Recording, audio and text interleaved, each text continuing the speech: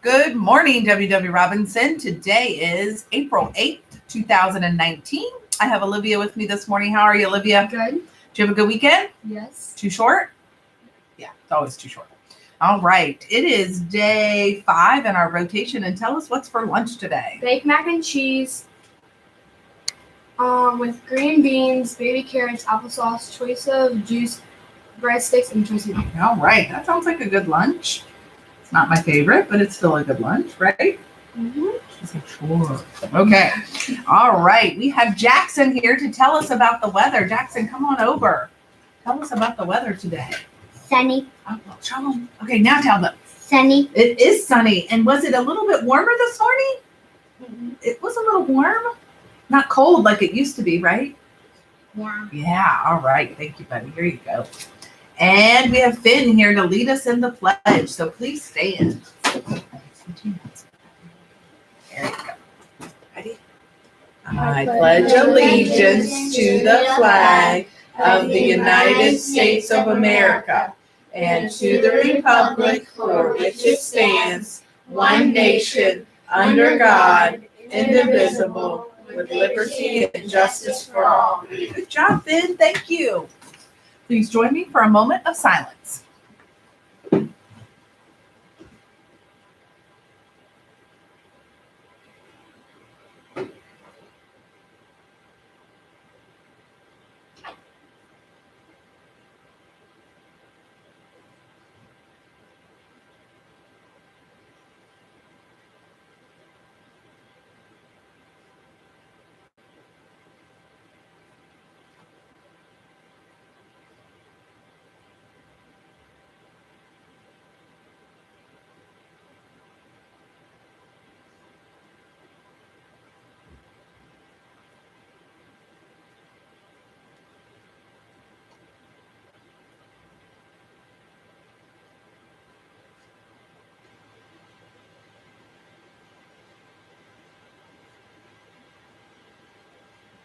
Thank you. All right, we have quite a few birthdays today. Celebrating today, we have Olivia Barb, Tyson Cook, Eva Escobar, Addison Fadley, Madeline Haywood, Joshua Jeanette, Cohen Orball, Colton Roberts, and Luke Wetzel. So happy birthday to all of those folks. Hope you have an absolutely wonderful day.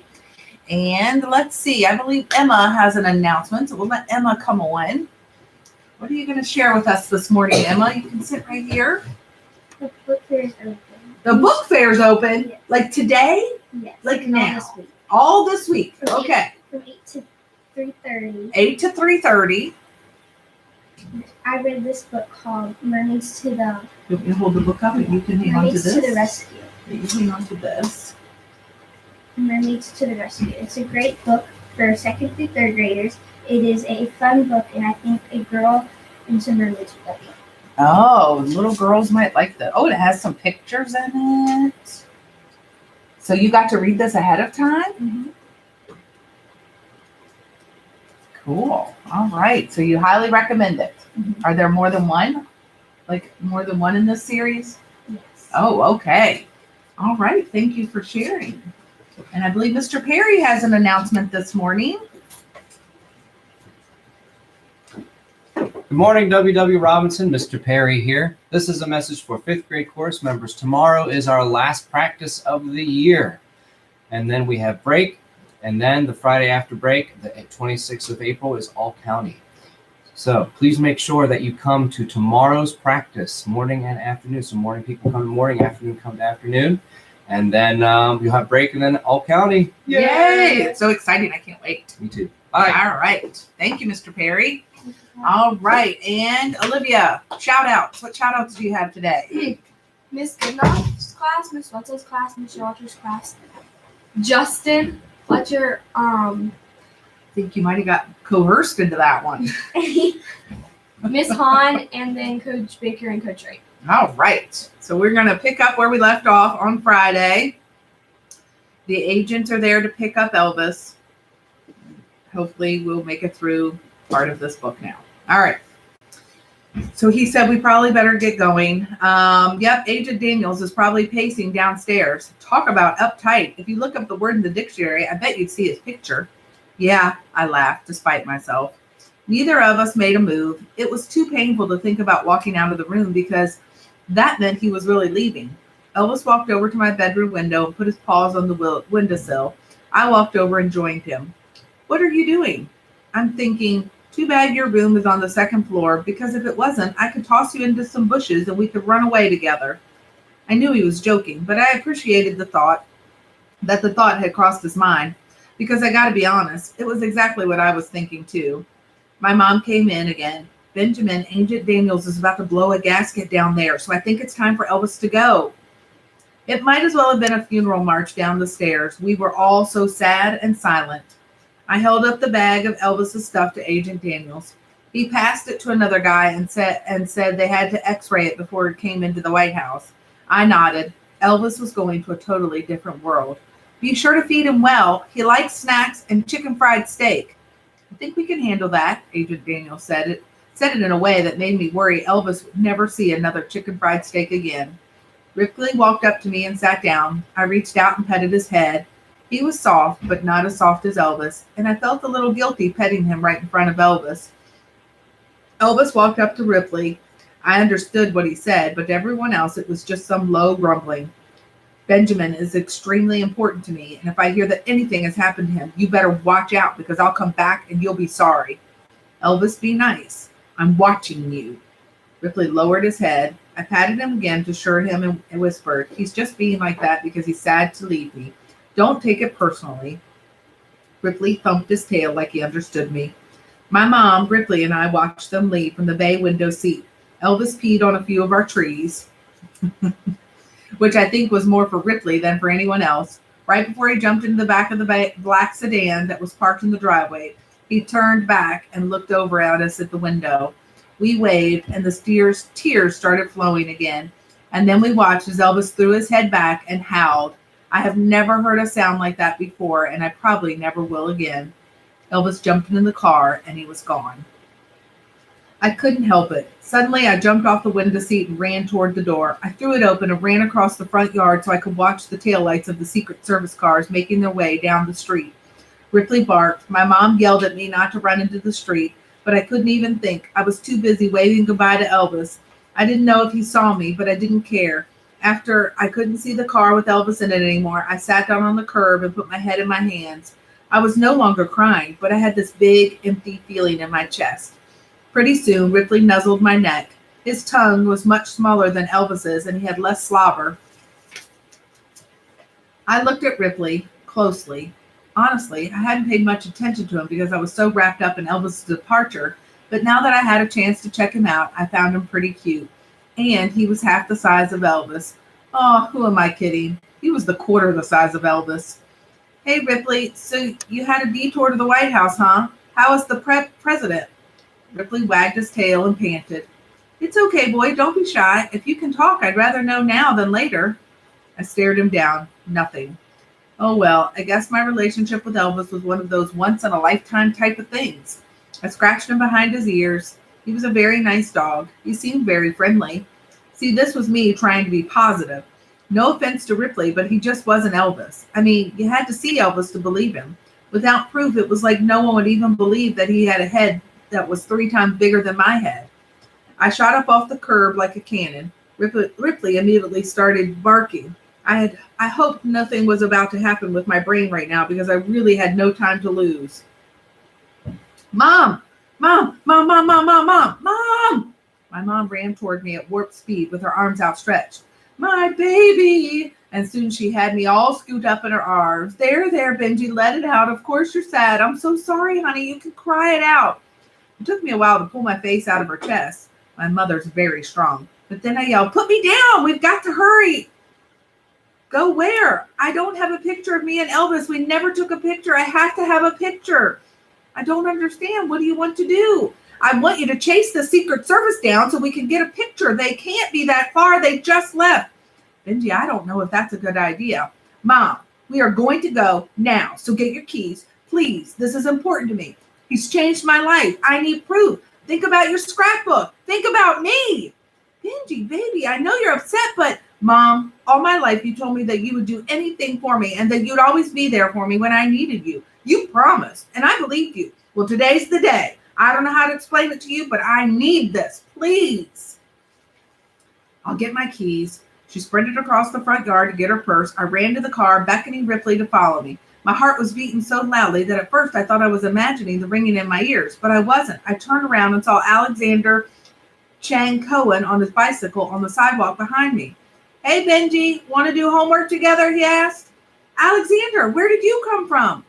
Do you mean where a baby's born or where do I live? The second one. Oh, it turns out I live around the corner from you. I don't even have to cross the street, which is good because I'm technically not allowed to cross the street unless it has a signal and a crosswalk. Alexander, you told me that already, remember? Right, but I thought you were pretending that never happened. At least that's what Tazy told me to do. Okay, fine, whatever. Look, I've got no time to talk. We have to go chase down the Secret Service agents. Want to come?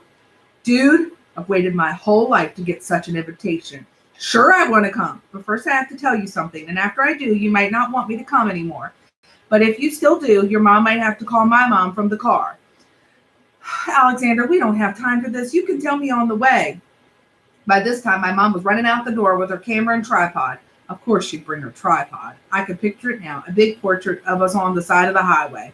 She unlocked the car door. Alexander dropped his bike in our front yard and looked straight at me. Benji, I'm not going anywhere until I say what I need to say. I can't take it anymore. I've been trying to tell you this all day. I'm the one who took your lug nut. It was me. I didn't steal it, though. I found it in the hallway when I was picking up all my stuff. Billy threw everywhere. I don't know why I thought it was Billy's, but I did. So instead of returning it to him or putting it in the school's lost and found box like a responsible citizen, I put it in my pocket. And then, weirdly enough, I forgot about it until you brought it up. And then, when I heard it was your most prized possession, I panicked because I had no idea where it was anymore. For all I knew, my mom washed my pants and threw it out in the trash. So all day I've been worried it would be my fault it was gone forever. Then, when you and Daisy blamed it on Billy, I went along with it because I thought that would buy me a little time to look for it. I never thought Daisy would go all Navy SEAL on us and insist we go over and storm the gates at Billy's house. I know I shouldn't have gone along with you thinking it was Billy who was responsible for losing it instead of me, but I liked you so much during lunch that I just couldn't bear being the guy who lost your good luck charm. When I finally got home, I found it in the laundry room. It may have shrunk a bit, the leather string, not the lug nut, obviously, since titanium doesn't shrink, but at least now it's extra shiny and cleaner than it was when I found it. And here it is. Alexander held out his hand and opened it, revealing the missing lug nut at last. It sparkled in the sun, and just seeing it made me feel hopeful that we'd be able to catch up to Elvis and the Secret Service, even though Alexander's confession had just cost us another 2 minutes. Man, oh man, who knew so many words could even fit in such a tiny kid? Alexander was still babbling on. I'm so sorry I didn't tell you sooner. Please don't hate me, but if you do, I understand, but it'll also make me really, really sad. My mom spoke first. Benji, is everything okay? I just smiled and nodded. Mom, meet Alexander Chang Cohen. Alexander Chang Cohen, this is my mom. Alexander is new at school. He's my new best friend. He's also a hero since he found my lug nut for me. Her eyes welled up. I think if we weren't in such a rush, my mom would have cried herself. It was the first time I'd ever brought a friend home from school. We all buckled up, and Alexander asked if my mom could call his mom because he really only had permission to be around the corner at our house. My mom called Alexander's mom on her car speakerphone. Alexander's mom sounded really happy that I was actually a real person, which meant Alexander probably didn't have many friends either. My mom, rather than getting into the long, crazy story of it all, decided to play it safe and told Alexander's mom she was taking us for ice cream. She also invited Alexander over for dinner. Alexander's mom hesitated, but my mom said she would bring Alexander and his bicycle home, and she would love to meet her. She promised to bring some dessert. I piped up and said my mom was the best baker in the entire neighborhood. Realtors even used her as a selling tool to get people to buy houses near us because my mom is president of the Welcome Wagon. Mrs. Chang Cohen laughed and said her realtor had told her about my mom and said those exact words, but she hadn't believed it at the time. My mom assured her that after one bite of her red velvet cake, she believed it. She'd believe it.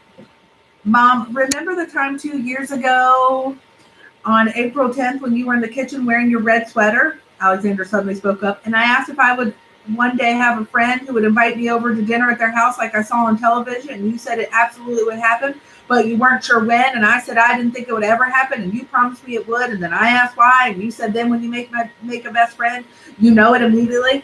Well, when I met Benji today, I knew we'd be best friends forever. So don't you think you have to say yes and make good on your promise, please? There was a silence from the other end of the phone. My mom looked at me quizzically, and I mouthed, long story, tell you later. She nodded, and we all held our breath for Mrs. Chang Cohen's response. I think it took so long for her to reply because she might have been crying, which meant our moms were definitely going to be fast friends. Sure thing, baby. And Mrs. Barnsworth, I look forward to meeting you later. And Alexander needs to eat all his vegetables, no complaints. Yes, Mom. Hi, Mrs. Chang Cohen. I'm Benji, I said. I just want you to know that I promised to eat all my vegetables, too. Mrs. Chang Cohen laughed and said she looked forward to meeting Alexander's new best friend. And after we hung up the phone, Alexander asked what was really going on, and I told him that we were really chasing down the Secret Service guys. I gave him the abbreviated version of the whole Elvis story, minus the talking dog part. And after I finished talking, I looked at his face to see if he believed me, and he couldn't have looked happier.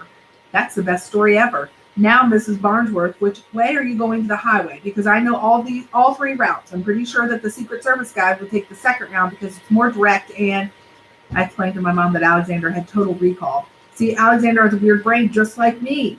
You do not have a weird brain, and neither does Alexander. You're both just extra special. That's all. Now, Alexander, which way should I go? And we will stop there for today. So you can choose to be the kind of leader that you would follow and make it a great day. So long.